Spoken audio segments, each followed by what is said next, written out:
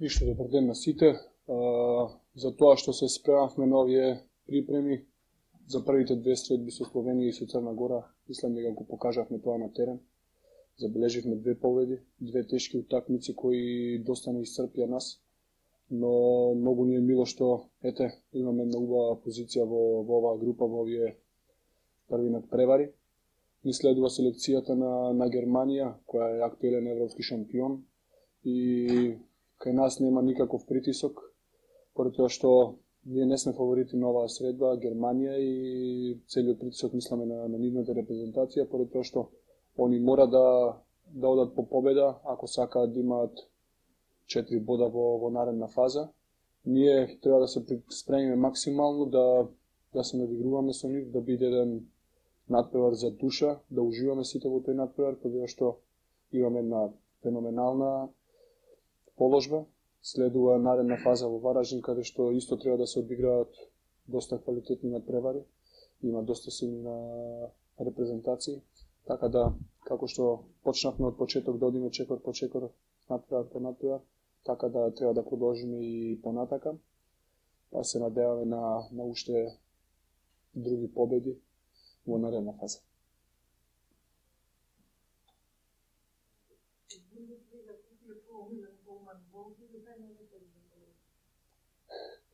Против Волф не сум шутирал, против Хајневетер да, но сепак имаат една гранитна одбрана каде што доста голманите имаат помош од нив и само голманот треба да си ја врши својата работа.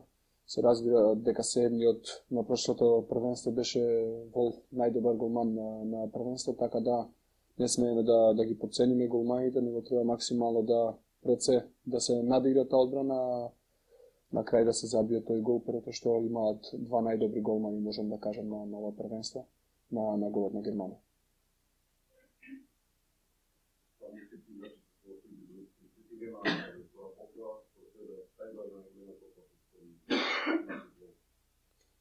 Добро, има доста разорни бекови, каде што има доста силни шутеви. Тие имаат еден друг менталитет каде што играат до 60 минута до крај, така да треба ние да одговориме со иста мера, треба да ни биде многу подсврста одбраната од колку што ни беше со Црна Гора на вчерашниот надпревар. Треба да се сопрат тие бекови, немаат некој класичен среден бек.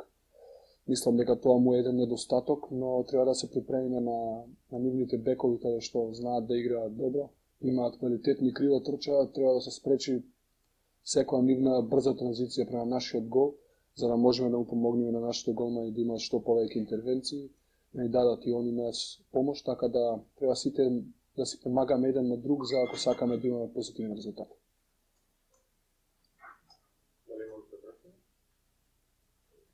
Едно од трибуните барам овој дел е писмото на Динамички, колку стигнува поддршката до вас на теренот во дадени моменти?